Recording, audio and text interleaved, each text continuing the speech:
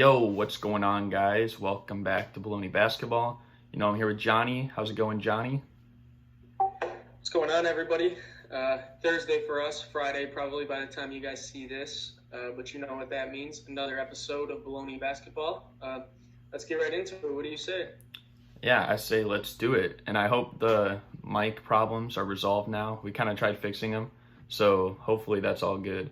But the first topic we have for today is something very interesting. Obviously, the NBA is right around the corner once again to finish the season. So there's a lot of interesting topics, and one of them is who's going to get like the final spot in the Western Conference. Of course, you have the Grizzlies who are already there. Teams like Portland, New Orleans, the Spurs, Kings, Suns, all those teams are in the mix. Who do you think gets the 8th seed? So I'm actually going to stick with Memphis.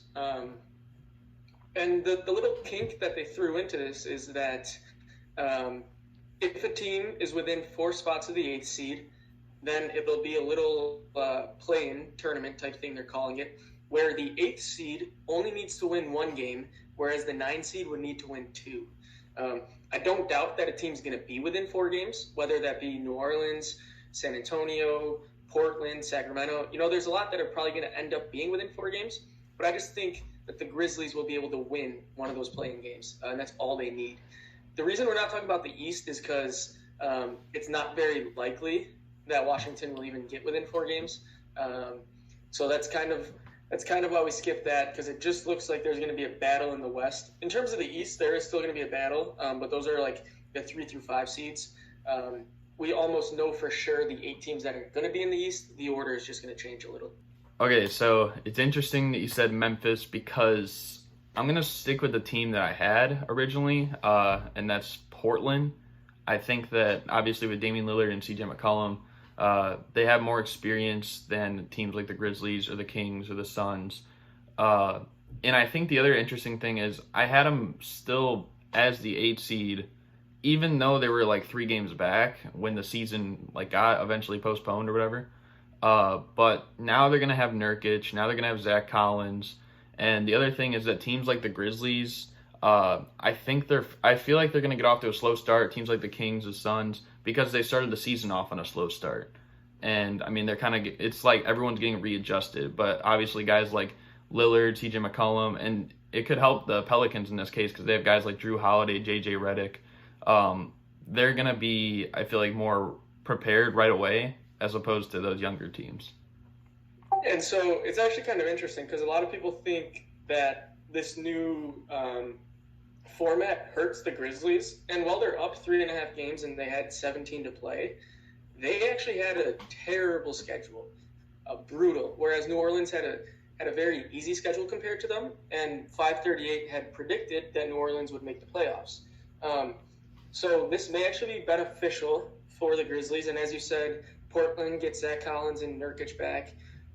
Memphis was dealing with a couple injuries. Brandon Clark and Jaren Jackson Jr. were hurt. So everybody kind of has time to reload. And now that the schedules are almost evened out a bit in that no team is playing a team that's at the bottom of the conference. So comparatively speaking, that helps Memphis. The one worry I have with them is that they have that guy that can go out and win a game on his own. John Morant's going to be a great player. I'm just not sure if he's that now. With Portland, you have Dame. With New Orleans, you have a bunch of guys that it could be. It could be Brandon Ingram. It could be Zion. So that's my one worry with Memphis, but I'm going to stick with them. Yeah. I mean, I think it's going to be between those 3 teams that you mentioned, the Grizzlies, the Trailblazers, and the Pelicans. Because obviously the Spurs, like LaMarcus Aldridge, he's not going to be there now. He's having surgery. I don't think anyone thinks anything much of the Suns actually having a realistic chance. I guess the Kings could surprise us, but I don't know. I think it's really between the 3 teams, Portland, New Orleans, and Memphis. Well, and then the other thing is I would have liked it that if you're within 4 games, all those teams get a shot to make the playoffs, but it's just the 8 and 9 seed. So even if you're within 4 games, you have to be the 9 seed. And so that also throws a little wrench in the whole thing. Yeah, but we'll see what happens. And we're going to move on to our next thing, which is another kind of prediction, and it's the NBA Finals prediction. Now, I know coming into the season, I believe the first episode we made our Finals prediction, and I believe we both had Clippers over Bucks in 6. Is yours the same, or is it any different? Yeah, at this point in the season, I'm not going to change it. Both teams are going to make the playoffs. Bucks basically have that 1 seed locked up. I expect the Clippers to keep the 2 seed.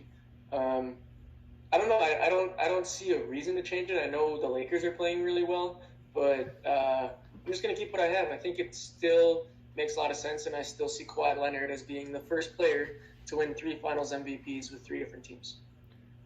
Yeah, I'm also going to stay with it. I think the Clippers are probably the deepest team in the NBA. I mean, the Nuggets do have a good case for that as well, but I'd say the Clippers are probably the deepest team in the NBA. In my opinion, they have the best player in the NBA in Kawhi. And Paul George, when he's healthy, could be a top 10 player in the league. We saw him last year be top 3 in MVP. Guys like Lou Williams, Montrezl Harrell, no team has a duo like that coming off the bench. So I think they're definitely a tough team. They have great coaching, and they just have so many guys. And I think in the Eastern Conference, I don't think any team is really going to give the Bucks much of a problem, except maybe the Celtics. I don't know even if the Raptors will. I don't know if... I mean, Miami could.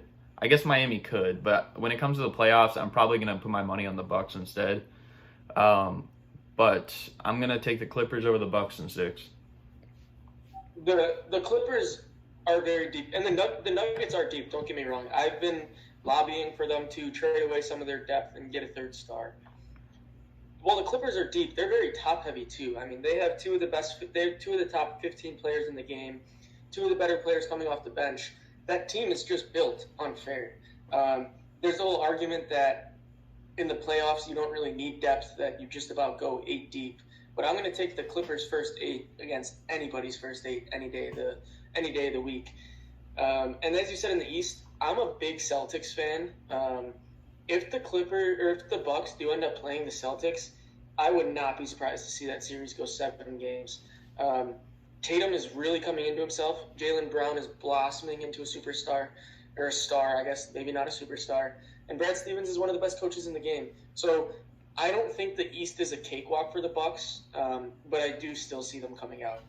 Yeah, it's funny you said that too, because I tweeted something back when the season was still going on. I said, if there's any team that has the best shot at probably beating the Clippers, I think it would be the Celtics. And even though I don't have the Celtics going to the finals here, even though the Lakers are, of course, one of the better teams too, I don't know. I feel like they match up really well with the Clippers, and I wouldn't be surprised if the Celtics won that series.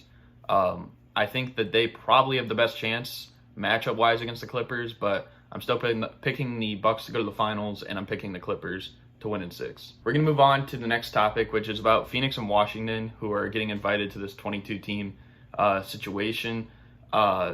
What do you think about Phoenix and Washington being along on the ride? I don't know. It doesn't make sense to me. Neither team is remotely close to that. I think both are 8 back. Let me check quickly. I think they're 6 back or so. Washington's 5.5, so I guess they have a chance to get there. And then Phoenix is 6 back as well. But it's just, in Phoenix's case, not only do you have to be within 4 games, but you have to jump San Antonio, Sacramento, New Orleans, and Portland. It seems like one of those things where the NBA just had to do something to get a team from the East in, and so that's kind of why Washington's there. My one worry is if Washington and Phoenix come off with a bad start, do they just tank it? Because if they don't make the playoffs, then they're in the lottery. And what happens if they lose their first 3? Do they just then say, screw it, we're going to lose the next 5? They have chances to jump other teams in the lottery and get better odds. So that's going to be one thing to watch out for. Well, I kind of understand why I guess they did it. Like you said, there's going to be a play-in with the 8 and 9 seed. And the 9 seed in the West right now it's a tie between Portland and the Pelicans are both 3.5 back. And Phoenix is only 2.5 games back of them, which really isn't that much. So if they were to jump maybe one of them get into the 9 seed and then, play in, because there's almost like no way they're going to get to the 8 seed by the time those 8 games are done. And I think that they're just bringing Washington because, they were closer to the Magic per se than the Suns were to the Grizzlies. So, it'd kind of be unfair if they just brought Phoenix and not Washington. But I don't know. Yeah. I feel like they should have maybe just made it less teams. Maybe stopped at I think the Spurs are 12th right now, and just stop at the Spurs. It probably would have made more sense to me. Yeah, especially because they already have to deal with the whole pandemic situation. You bring 2 more teams, you run into the risk of spreading COVID even more. You have 2 teams as 30 players right there, then all the coaches, all the personnel. Just seems like it's going to cause more of a headache than do anything. Yeah, I agree. But we're going to move on to the next topic, which is 2K noises potentially being involved in games. I'll start off on this one because I said a few weeks ago that I think they should have some noises in the arenas to make it, give the home team kind of some advantage or whatever, like the feel of a home game. Now, I don't know what they're going to put in the seats in the arenas or whatever, but I don't really know if I'm too fond of the 2K noises because I think they can get annoying at times and repetitive. So I think what they should do, and I know a lot of people have been saying this, just have audio from games in the past, Nothing's going to be repeated. There's no sound that's going to sound exactly the same. But that's my opinion on that. What do you think? Yeah, I'll be very blunt. I don't like it. 2K noises is there. And noises in general during basketball games already confuse me. Them just playing music over the loudspeaker during a game doesn't seem like it's the best idea. Maybe you can implement crowd noise because I'm sure they have all the noises, recorded from old games to the point where when you're on defense or whatever, you can put the crowd noise in. But to resort to 2K noises, we've already had an issue with 2K earlier with that 2K tournament. So I don't think 2K noises is the answer. Yeah, and I think, you guys know on here, I play 2K, there's certain sound effects that they have on there. I think there's maybe 15 sound effects for maybe a free throw or a 3-pointer or a dunk. I feel like that would get really annoying after a while. So I don't understand why they can't just have real game noises rather than a virtual game. They have access to both, so there's really no excuse for that. Yeah, and you're more of the expert with the whole 2K stuff because that's not my cup of tea. But I don't think I could sit through a game with 2K noises. I would much rather mute the game than listen to 2K noises all game. Yeah, I guess we'll see. Maybe they'll come to their senses, but I don't know. So we're gonna move on to the next topic, which the past few weeks we've done Anthony Davis and Damian Lillard. Last week we did Dennis Johnson and Russell Westbrook. This week we're doing another career comparison, who we think we would rather have. And so today we have 2 centers, 2 Hall of Fame centers that are going to be. And so today we got Yao Ming against Dwight Howard. So between Yao Ming and Dwight Howard, I'll start with you, Johnny. Who would you rather have? Yeah, give me Dwight every day of the week. Yao has that intriguing resume in terms of his height, played on some good Rocket teams. But I think people just too soon forget how good Dwight was. Go back to his early days in the Magic, beat LeBron in the Eastern Conference Finals, was the alpha on that Magic team, took him to the finals. They never won, but he's a surefire Hall of Famer. I don't even know how people still debate that. Just his resume from his early days in the with the Magic is crazy. People need to go back and get re-educated on Dwight Howard because he is certainly a Hall of Famer, and his total work, his body of work from what he did back then is so good that I don't know how you could take Yao over him. Wow. That's interesting. I didn't think you were gonna pick Dwight. I'm actually gonna pick Yao, and I feel like it isn't that close either. I don't know.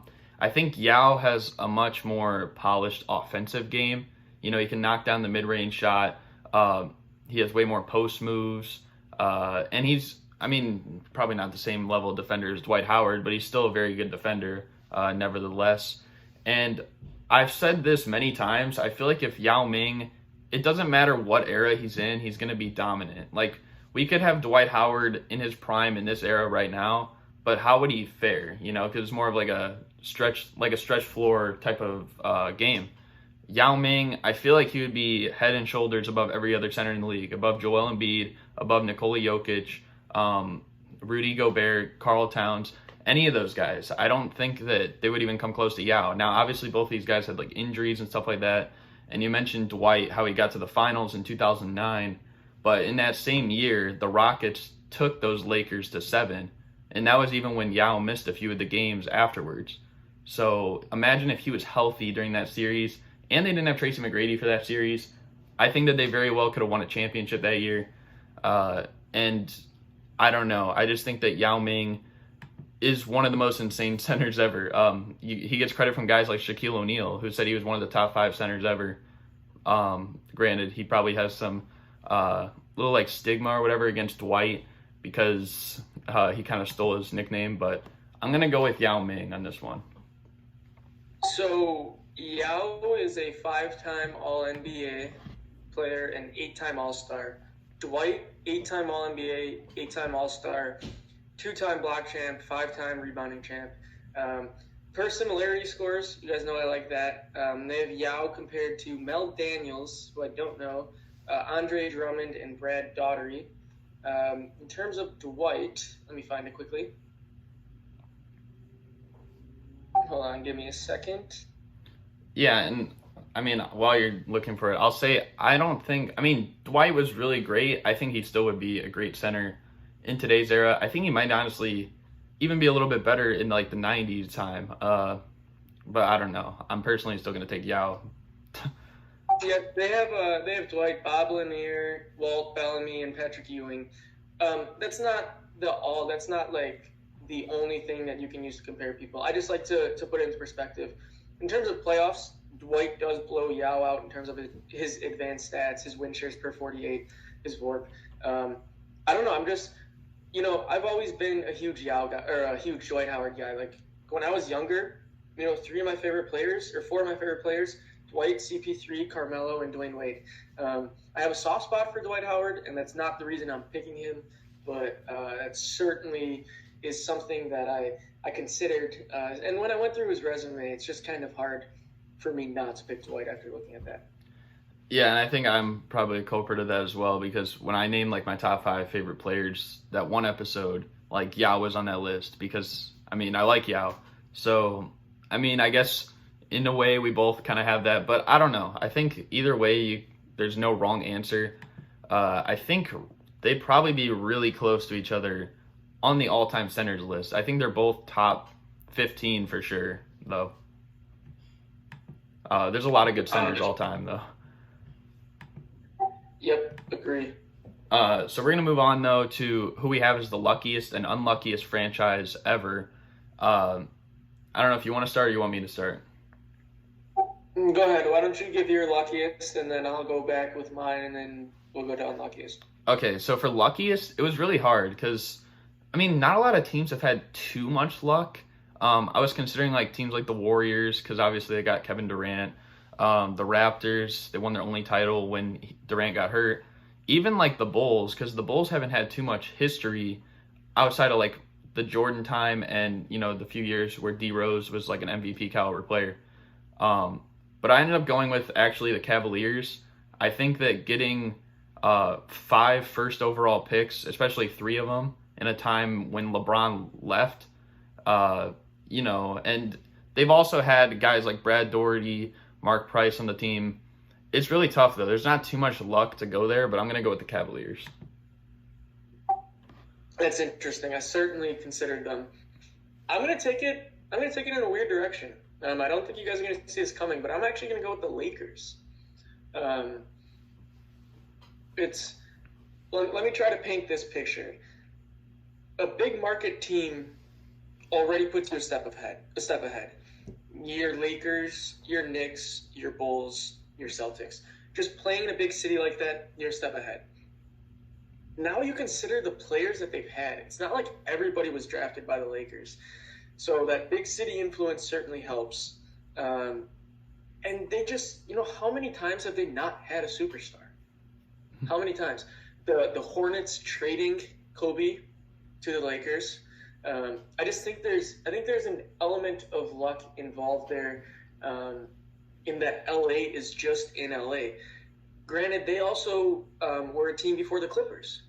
That's big. If the Clippers were the first team in LA, I'd expect the Clippers to have the advantage and not the Lakers. So there's a couple factors there that kind of had me lean towards the Lakers, but I think the Cavs are second on my list. Yeah, it's a good point with them being in LA before the Clippers. Like, if it was the other way around, maybe the Clippers would be seen as the Lakers and vice versa. But I think definitely being a big market helps those teams like attract free agents and, everything like that. But do you want to give your unluckiest first, or do you want me to go? I'll go. That's fine. Okay. This one's a bit easier in that there were more teams for me to consider, but then it also makes it harder for me to pick one. But I'm going to go with the Hornets. Their draft luck has been brutal. It's not that they haven't gotten top picks. It's that everybody that's been a top pick has been terrible, and the one player that was good isn't there anymore. You have that. You have them trading Kobe. You have them picking Cody Zeller and Kwame Brown and Adam Morrison. Bust and bust and bust and bust. It's just not good. The second team on my list would have been Sacramento, but let's see what you got. Okay, well, I was considering, obviously, a team like the Nuggets, who have been in the NBA for almost like half a century now and haven't really even made a finals. I think that's something worth being unlucky for. Also the Clippers, but of course, they have Kawhi and Paul George now, so maybe they won't be even in this consideration that much longer. But the team I went with, and I feel like this should be pretty, I don't know, I think they have more unlucky moments than anyone, and that's the Portland Trailblazers. I did a project over them like 3 years ago about how unlucky they were. They traded Moses Malone before they even played him.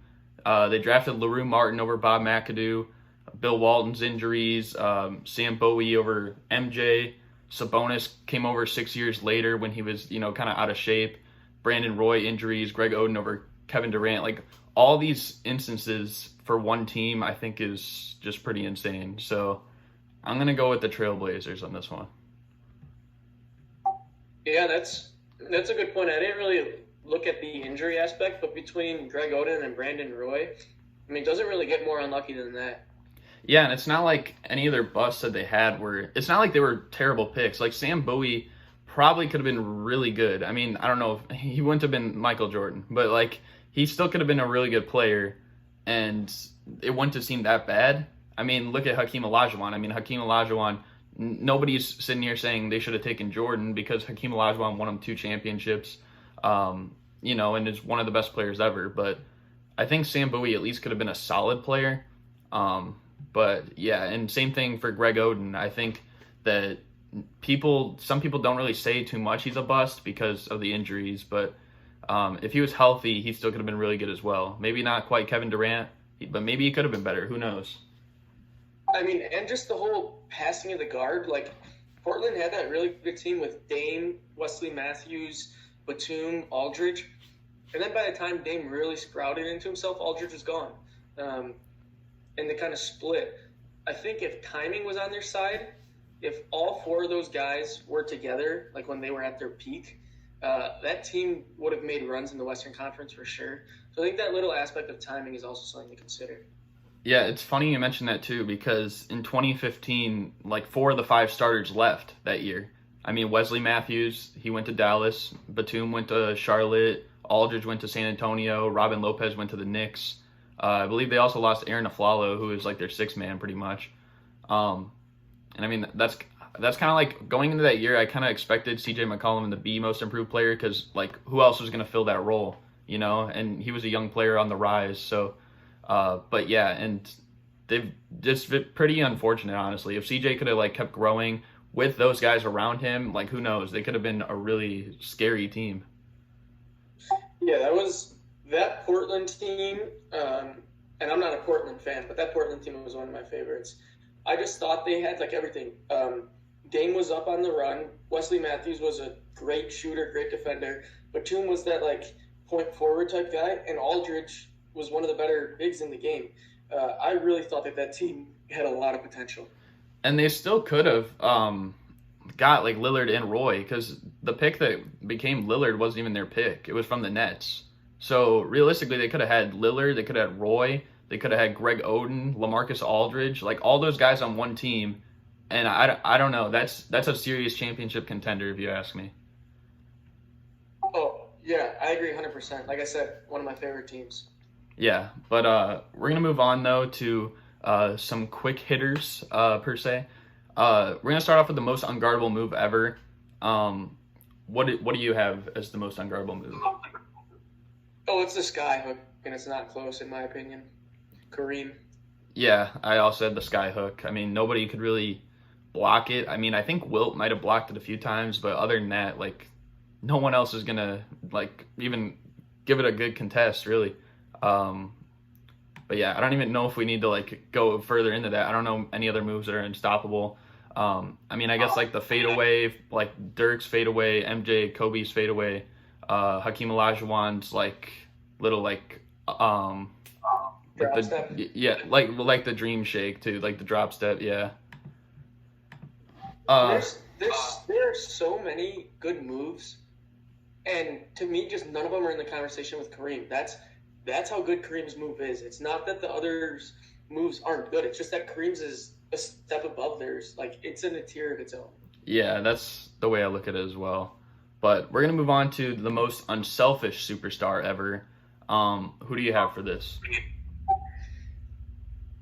Put me on the spot, man. I have 3 names down, and I don't know which one I want to go with. So, to let you guys in, the 3 names I have LeBron down, but I'm not so sure that I was thinking of it in the right sense, in that he's unselfish on the court, but I'm not so sure that he's unselfish off the court, because he's always trading people, this and that. I have Kawhi down.